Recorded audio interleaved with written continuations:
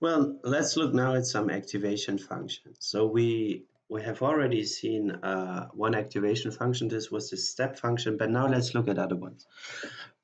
So we could make a linear activation function that has this form here, ax plus b. So this is just a linear function. So, but if you only have linear functions throughout all of your neural network, then basically you can show that having only linear activation function leads to your network being a linear model. And if you have a linear model, then well, then you can only model certain linear problems. And in practice, it has been shown that, or practice has shown that nonlinear models are much more powerful and much more suitable for modeling many real-world problems. Another one is the step function. That's the one we've already seen before. Graphically, this is given by this graph here, where you have 0 if the input argument is less than 0 and 1 otherwise. On when it's exactly 1, it's a little bit unclear which value should be given. The problem with this one is, so this was first, it was the historically first specification. Secondly, it's not differentiable everywhere because there's a point here where it's not differentiable. But that's not such a big problem if just one point is not differentiable. More problematic is that the derivative is actually 0, right? That function, except for this point here where it's not differentiable, the rest of the points, the derivative is all 0. And if we do optimization with derivatives and the derivatives is 0, then the optimization does not work. So that's why people, after the initial perceptron algorithm or the perceptron model has been introduced, they chose a different one. And this was one of the most popular choices, the so-called sigmoid, or also called logistic activation function. It has this mathematical form, 1 over 1 plus x to the minus alpha, where alpha is a parameter. And what you can see here is this function, it takes the value 0 if the input argument is very negative, and it takes the function 1 if the input argument is very positive. So it kind of looks similar to the threshold function, but a little bit different also. And it could be considered an approximation of the step function. And depending on how you set this parameter alpha here, not alpha, but a, so depending on how you set this parameter a here, the function looks differently. We can look at different graphs. If you put a to 0.5, it is flatter. If you put it to 10, it becomes steeper. And now with 10, it really looks like the step function, right? So the disadvantages are, so the advantages of this specification is that it's a differentiable approximation of the step function. So we can actually do optimization with that, and we can plug it into modern optimization algorithms. But it kills the gradient. So what does that mean? So the derivatives, if you take the derivatives up here in the positive and the negative region, you know the derivative is well, you look at the change of the function if you change the arguments to the function, and here you see it's very flat, so the gradient become very close to 0. So there it's not good in this region. Outside a small area around the value 0, the gradients become 0, and then optimization becomes difficult. And it's also not zero-centered. Zero-centered means the value of the activation function is not zero-centered. You see it's actually centered around 0.5. So it goes from 0 to 1, and the center is 0.5, so to speak. So, and if empirically it has been shown, um, if the value of such activation functions are not centered around 0, but they have some bias, so to speak, um, some positive or negative value that is their center, then these activation functions are harder to optimize, and the networks that use these activation functions converge slower to good solutions, right? So zero-centeredness is a property that we typically like. Okay, and yeah, there's a mathematical explanation why zero-centeredness is a good thing that you want, but we'll not go into that at this point in time. Then instead of as a replacement for the sigmoid function, the tanh functions, uh, tangents hyperbolicus has been introduced, and this looks actually very close to the sigmoid function. It has the same form. It goes from -1 to +1, and therefore you see it's actually zero-centered, right? So it has zero-centered outputs, but it still kills the gradients in a certain region. So here the derivative is almost zero. Here the derivative is almost zero, or is close to zero as well. Then, uh, well, first sigmoid has been used for decades. Then after tanh, I think starting in the 1990s, tanh became popular and replaced sigmoid because it had the zero-centered property.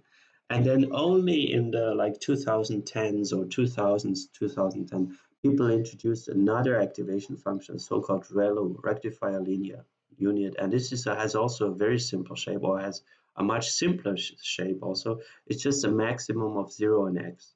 So in the positive region, it's actually just the identity function. And in the negative region, it's 0. So yeah, this was proposed around 2010 as an activation function, and it has many pluses. So the gradients don't die in the positive region. So we don't have this property that the derivative becomes 0. So you see the derivative here is 1 because the derivative of x is 1. So you don't have gradients or derivatives that become 0. So this is very good. It's also computationally efficient. You don't have to do exponentiation or something, which you have to do for the sigmoid function. So that's cool. And experimentally has been shown that if you use that, okay, then your network converges faster to a good solution, right? But negatives are it's not zero centered, right? Because it goes from 0 to infinity, and it's certainly not zero centered, and it kills gradients in the negative region, right? Because here the derivative is 0, so it's not good here.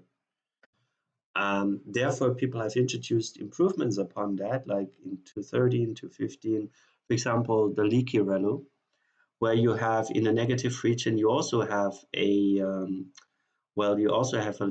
linear form, but it's like adjusted a little bit so that the slope is not as steep.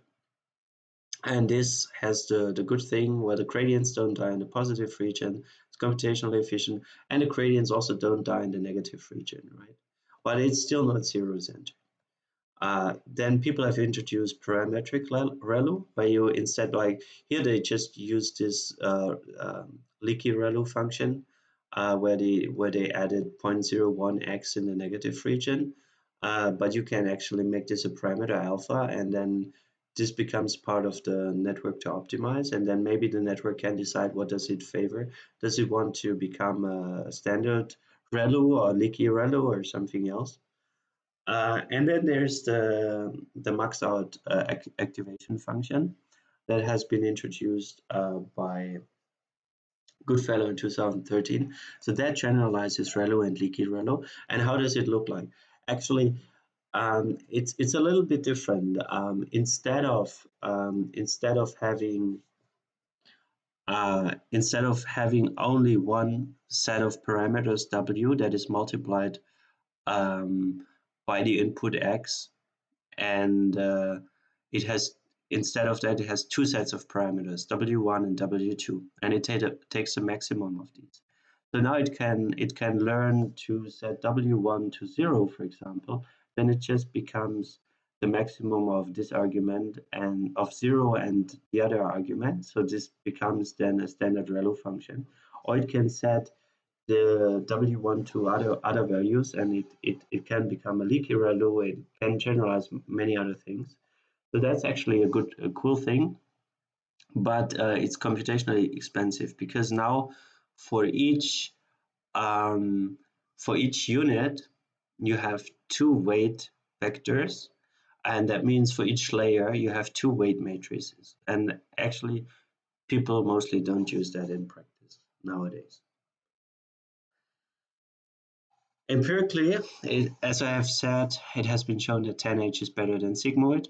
Currently, the ReLU was the most popular activation function as of 2015. However, times are changing quickly, and with more modern architectures such as BERT, still other activation functions may be in use and may be popular at the moment. I would like recommend to you to try out different ones and see whether they improve your results, such as leaky ReLU, max out, or ELU, which is another generalization of the ReLU function, like a differentiable generalization. And don't use the sigmoid function in practice, maybe in home exercises, but in practice, if you want to solve a problem, don't use sigmoid or don't use the step function. Well, the step function would be the worst of all. And activation functions are a hyperparameter that you should try out. I mean, you should try out different ones. Good. So now let's talk about the derivatives. Yeah, what I want to say. Well, we have this activation function. It's a linear one. This is a identity function. The logistic, that's a sigmoid, that's a 10H function. We can look at the derivatives. What you see here, if we plot the derivatives, then the linear has a good derivative. It's always 1. So why is that good? Because the gradients don't die. Optimization can work. But the problem with the linear function is that you get a linear model out. So a linear model is not so powerful. And here you see the difference between logistic and 10H. And what you can see here is logistic, that's the sigmoid function. It has much lower gradients compared to the 10H. That's what makes 10H empirically better. So there's one activation function which is kind of special in certain respects, and this is the so-called softmax activation function. Sometimes we have multiple output units, and we also have multiple output classes like positive, negative, neutral as the sentiment of some sentence, right? And in this case, we have maybe 3 output units for these 3 output classes, and we would like our output to represent a probability distribution over these classes. So this could mean like we have 3 units and unit 1 has activation of 60%, then that could mean this sentence has a probability of 60% to be positive, and it has a probability of 30% to be neutral, and a probability of 10% to be negative. So a probability distribution means that the outputs should sum to 1 and they should all be non-negative. And this is achieved by choosing the softmax activation function. The softmax activation function is defined as follows.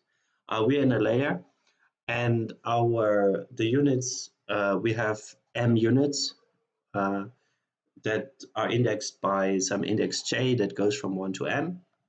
And we have the pre-activations for each of these m units, right? Like we had previously, where for each output unit, or for each unit in the layer, we have a pre-activation.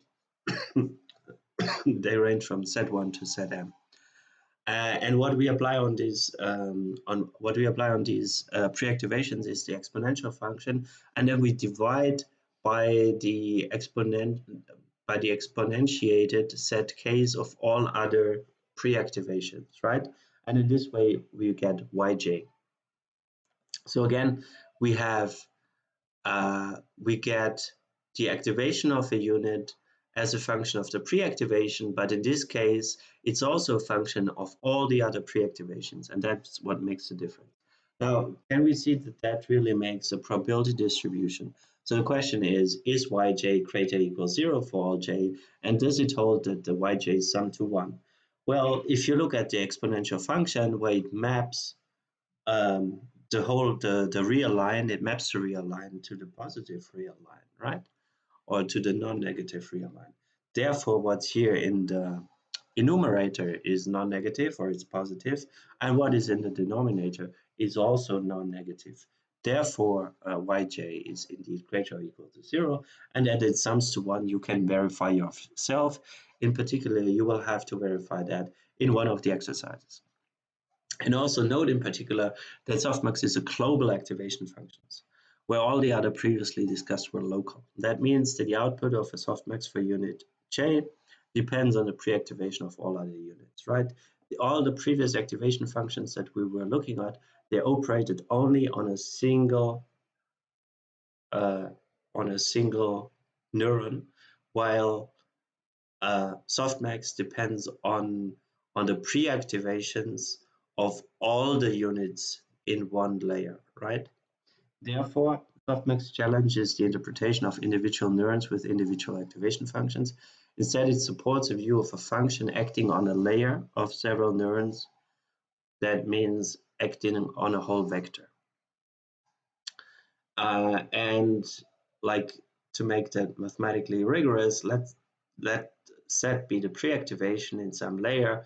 For a standard activation function, we have as activation, well, we apply our nonlinearity, such as leaky ReLU or sigmoid, independently on all the pre-activations, while for softmax, it is not independent. It is really